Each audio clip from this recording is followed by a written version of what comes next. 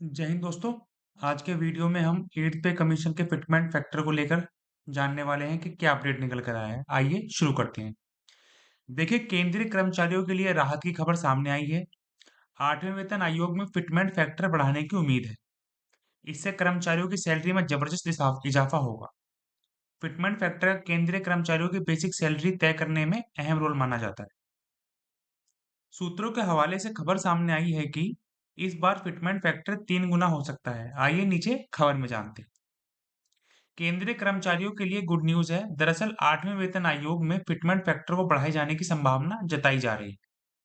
Fitment factor वह आधार है जिसके जरिए कर्मचारियों की सैलरी और की गणना की जाती है। यह बदलाव न केवल उनकी आय में वृद्धि करेगा बल्कि उनके जीव पेंशन न स्तर को भी बेहतर बनाएगा। फिलहाल 7वें वेतन आयोग की सिफारिशों के तहत फिटमेंट फैक्टर 2.57 गुना है। इसका मतलब है कि कर्मचारी की बेसिक सैलरी को 2.57 से गुणा करके कुल सैलरी तय की जाती है। लेकिन 8वें वेतन आयोग में इसे बढ़ाकर 2.86 गुना किए जाने की संभावना है। अगर ऐसा होता है तो केंद्रीय कर्मचारियों की आय में बड़ा सुधार देखने को मिलेगा। National council of joint consultative machinery के कर्मचारी पक्ष के सचिव शिव गोपाल मिश्रा ने हाल ही में एक न्यूज चैनल से बातचीत में कहा है कि 8वें वेतन आयोग के गठन के बाद उनकी मुख्य मांग फिटमेंट फैक्टर को बढ़ाने की होगी। उन्होंने कहा, हम 2.86 के फिटमेंट फैक्टर की मांग कर रहे हैं क्योंकि यह बदलाव 10 साल में एक बार ही होता है। जेसीएम कर्मचारी पक्ष के सचिव शिव गोपाल मिश्रा ने मीडिया में बातचीत के दौरान कहा कि आगामी 8वें वेतन आयोग में कम से कम 2.86 के फिटमेंट फैक्टर पर विचार किया जाएगा। उन्होंने कहा कि यह संशोधन बहुत महत्वपूर्ण है क्योंकि इस तरह का बदलाव हर 10 साल में एक बार ही होता है। मिश्रा ने यह भी स्पष्ट किया कि 8वें वेतन आयोग के गठन के बाद उनकी मुख्य मांग फिटमेंट फैक्टर को 2.86 करने की होगी ताकि कर्मचारियों की सैलरी और पेंशन में अच्छा खासा इजाफा हो सके।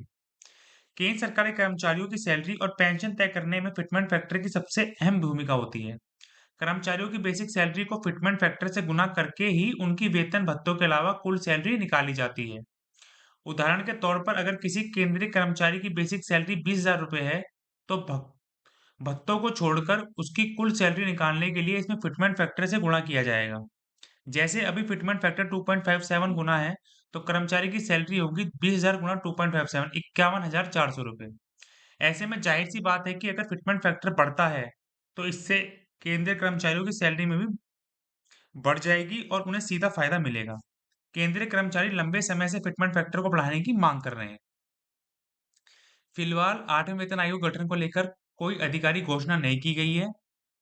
सामान्यतः हर 10 साल में एक बार वेतन आयोग का गठन किया जाता है, जो केंद्र सरकार के कर्मचारियों और सेवानिवृत्त कर्मियों की सैलरी और पेंशन में बदलाव की सिफारिशें करता है। पिछले यानी 7वें वेतन आयोग का गठन फरवरी 2014 में किया गया था। इसे तत्कालीन प्रधानमंत्री डॉक्टर मनमोहन सिंह की अगुवाई वाली सरकार ने मंजूरी दी थी। इस आयोग ने केंद्रीय कर्मचारियों की सैलरी और पेंशन में कई अहम बदलाव किए, जो 1 जनवरी 2016 से लागू हुए। अब 8वें वेतन आयोग को लेकर चर्चा शुरू हो गई है। कर्मचारी संगठनों का मानना है कि इसका गठन 2025 से 26 तक हो सकता है। वेतन आयोग के जरिए सैलरी और पेंशन को बढ़ाने की प्रक्रिया कर्मचारियों और पेंशन भोगियों के जीवन स्तर को बेहतर बनाने के लिए की जाती है। तो फिलहाल यही अपडेट निकल कर आया है। जैसे सरकार के माध्यम से 8 पे कमीशन की घोषणा को लेकर कोई अपडेट निकल कर आता है या फिटमेंट फैक्टर जैसे कि हम बात करें 2.86 रहेगा या नहीं रहेगा, ऐसी आधिकारिक औपचारिक जानकारी औपचारिक तौर पर कोई आदेश कोई डीओपीटी सरकार के द्वारा निकल कर आती है, तो इस चैनल के माध्यम से वीडियो बनाकर मैं उसकी जानकारी आप लोगों तक पहुंचा दूंगा। वीडियो अच्छा लगा हो तो लाइक करिएगा, चैनल को सब्सक्राइब करिएगा। जय हिंद, जय भारत।